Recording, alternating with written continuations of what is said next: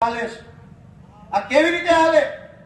ગુંડાઓ, બુટલેગરો, માફિયાઓ, તોડબાજો, drugs વાળા, દારૂ વાળા, રેતી વાળા બેફામ ફરે અને નિર્દોષ માણસને પોલીસ સ્ટેશનમાં મારે છે. અમે રજૂઆત લઈને જઈએ તો અમારા ઉપર એફઆઈઆર. એટલે મેં નક્કી કર્યું છે કે ગુજરાતનો આત્મા જગાડવાનો છે દોસ્તો. અને મેં નક્કી કર્યું છે કે અમે ન્યાય નથી અપાવી શક્યા દીકરીને, અને એટલે દીકરીને જે પોલીસે પટ્ટા માર્યા છે એ પટ્ટા આજે હું ખાઈશ જાહેરમાં. અને મેં નક્કી કર્યું છે કે આ દીકરીના પટ્ટા માર્યા છે એ પટ્ટા મને મારવા જોઈએ અને ગુજરાતનો આત્મા જાગવો જોઈએ.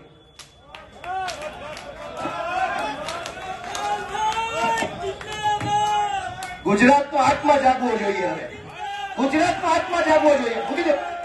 આત્મા જાગવો જોઈએ ગુજરાત આખાનો. દીકરીને પટ્ટા કેવી રીતે પોલીસ મારે? મૂકી દો. ગુજરાતનો દોસ્તો આત્મા જાગવો જોઈએ. આત્માની અંદર લાગવું જોઈએ. દીકરીને પોલીસ કેવી રીતે પટ્ટા મારી શકે? દોસ્તો, આ સજા મને મળવી જોઈએ.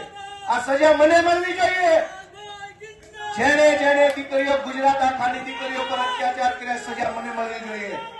દોસ્તો, અમે ન્યાય નથી અપાવી શક્યા એનો મને અફસોસ થાય છે. અમે ન્યાય નથી અપાવી શક્યા. દોસ્તો, હું ગુજરાતનો આત્મા જગાડવા માંગુ છું. કોઈ અમને જિંદગીભર મત ન આપતા, અમને હરાવી દેજો, પણ દીકરીઓને ન્યાય અપાવવા માટે તમારા આત્મા જગાડો. તમારા આત્મા જગાડો. અમને આખી જિંદગી મત ન દેતા, હરાવી દેજો. દીકરીને ન્યાય અપાવશો કે નહીં અપાવો? અમે મહાન નથી, કાલ મરી જઈશું.